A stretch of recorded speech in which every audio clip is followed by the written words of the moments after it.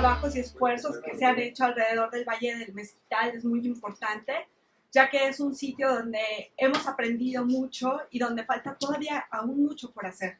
Entonces, muchas gracias, Natalie, y bueno, todos los expositores que han estado aquí, he aprendido mucho de ustedes.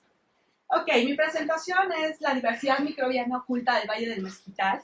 En efecto, tiene muchos coautores, y esto es porque hemos formado un grupo multidisciplinario donde hemos estudiado todo lo que sucede en el aspecto de la microdiversidad. ¿Ok?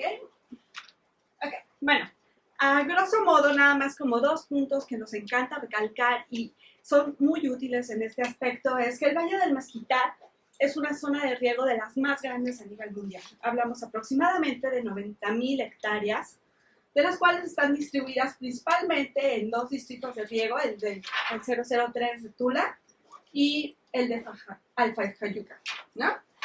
Mi zona de estudio está en Tlahuelipa, que ha sido una de las zonas que ha sido regada durante más tiempo. Exacto, más de 100 años bajo un sistema de riego con agua residual. ¿Ok? Bueno, mi grupo de estudio se dedica a estudiar microorganismos. Entonces, cuando conocí el Valle del Mezquital, surgieron demasiadas preguntas, ¿no? Porque ves el agua residual y empiezas a pensar, Dios, ¿cuáles son los microorganismos que vienen aquí? ¿Y qué impacto están teniendo sobre el sistema agrícola? ¿Y qué impacto están teniendo también sobre toda esa agua que se infiltra y sale hacia el manto acuífero, ¿no? Ya que hemos visto que hay que a partir de estas prácticas ha habido una recarga del manto acuífero. Entonces, bueno, esta es una foto del canal que muestreamos. Y bueno, se ve aquí claramente el agua residual. Y no, en el agua residual siempre decimos hay contaminantes, pero también recuerden que hay microorganismos que también pueden ser considerados como contaminantes, ¿no? Así que, bueno, sin embargo, siempre vemos a los microorganismos como algo patógeno negativo. Sin embargo, hay otros que son muy buenos y benéficos, ¿no? Están encargados de, por ejemplo, el reciclaje de todos los nutrientes, degradación de celulosa, ¿no? La cual se acumula del material vegetal. Y si no fuera por los microorganismos, todo ese material estaría en stock planetario grandísimo, ¿no? Sin nadie que lo degradara.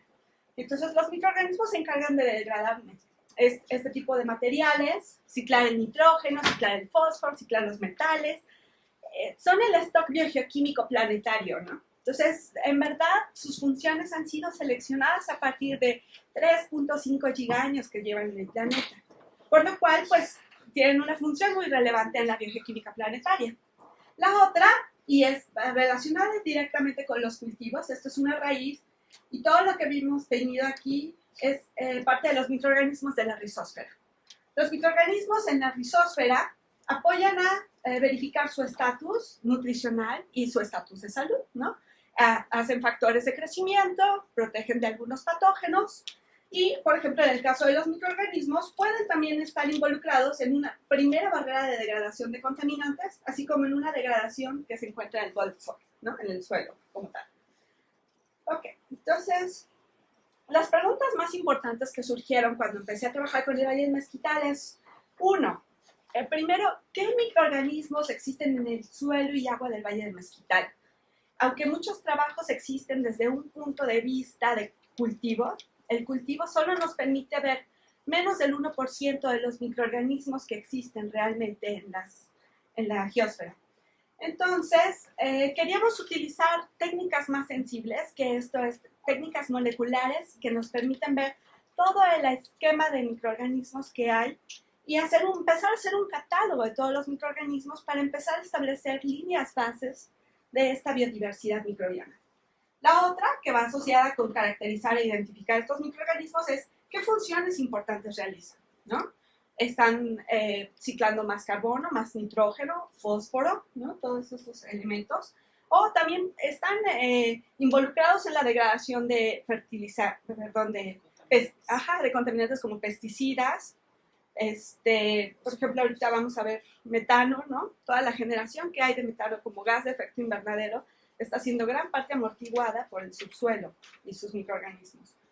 ¿Y cuál es el efecto? Y esa es una de las miles de preguntas que tenemos del agua residual sobre estas comunidades. Es decir, si yo riego con agua residual mi suelo, ¿qué impacto recibe la comunidad microbiana?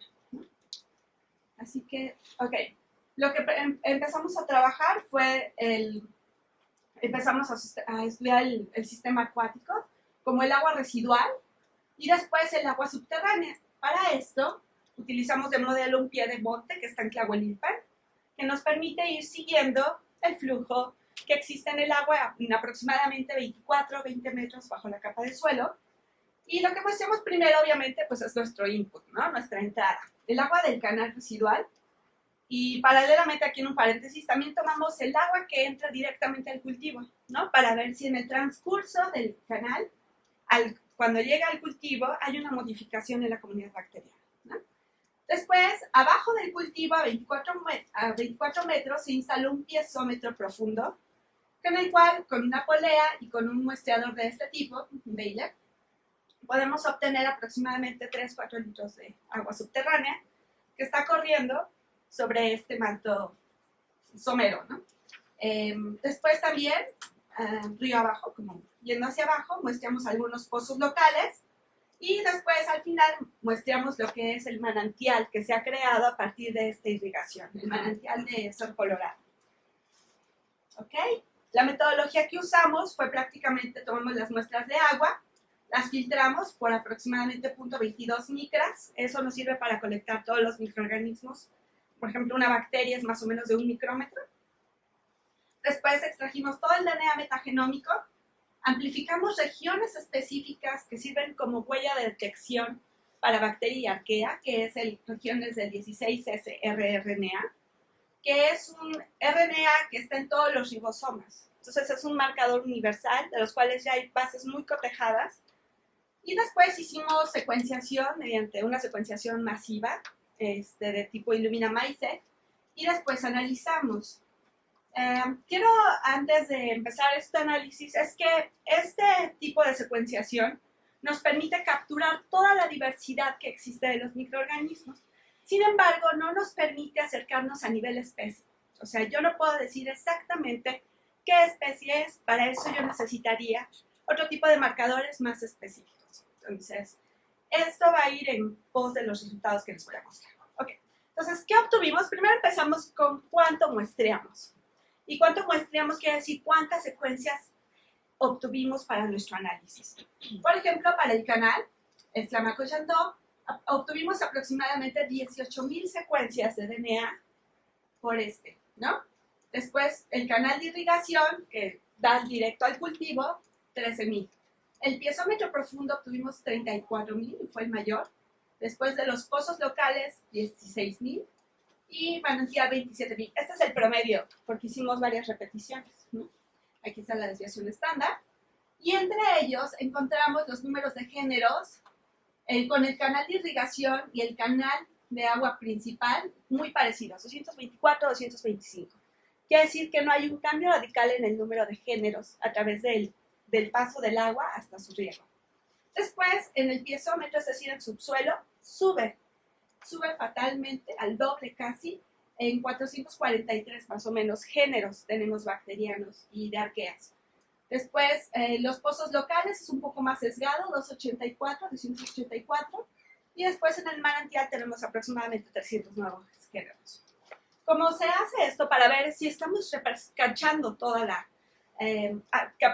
la diversidad microbiana, es con curvas de rarefacción, en donde lo que graficamos son las secuencias, el número de secuencias que vamos muestreando contra el número de especies observadas que vamos determinando. Esto es, ¿en qué punto, cuando yo obtengo una nueva secuencia, estoy segura que esa nueva secuencia va a representar una nueva especie? Es decir, mientras más empiece a acostar la línea, que empieza a ser un sistema asintótico, quiere decir que no hay posibilidad de que saque una nueva especie, así que ya representa todo el sistema, ¿no? Sin embargo, si tengo una forma lineal, quiere decir que me falta mucho por representar. ¿Cuál es la conclusión de este gráfico? Esto es el agua residual y quiere decir que casi he capturado toda la diversidad microbiana que existe aquí. Después está el pozo, después está el manantial, pero el piezómetro, toda la diversidad subterránea que está en el piezómetro, todavía nos faltó mucho, a pesar de que estamos obteniendo 34,000 secuencias de DNA por muestra, ¿no? Ahora, vamos a ver cómo son estas muestras. Si yo comparo la diferencia filogenética de estas bacterias más su abundancia, esto es lo que hace este análisis que se llama UniFrag, que considera las dos, ¿no? ¿Cuántas especies tengo? Y no además cuántas, sino qué tan diferentes son filogenéticamente. Lo que yo veo es que aquí se encuentra todo lo que es el agua residual, wastewater, sea del canal de irrigación principal o la que entra principalmente al cultivo. Quiere decir que no hay cambios significativos en la comunidad conforme va entrando. Después, aquí están todos los pozos. Aquí está el piezómetro, es de característica única, subsuelo, el agua del subsuelo. Y aquí está el manantial, el spring water. También si hacemos otro análisis clúster, vemos que esa comunidad, por ejemplo, de todo lo que es el canal de irrigación primaria y secundaria, se parece mucho. Después esto se parece al de los pozos, que es como esta evolución que vamos viendo. Luego a los piezómetros y luego a las manantiales. Ok, entonces les voy a explicar prácticamente qué fue lo que encontramos en términos de identidad taxonómica de los diferentes microorganismos en el Valle del Mezquital. Cuando hablábamos del agua residual, como les había mencionado, había muy poca diversidad. Además, esta diversidad en un 50% estaba cubierta por especies de tipo Arcobacter.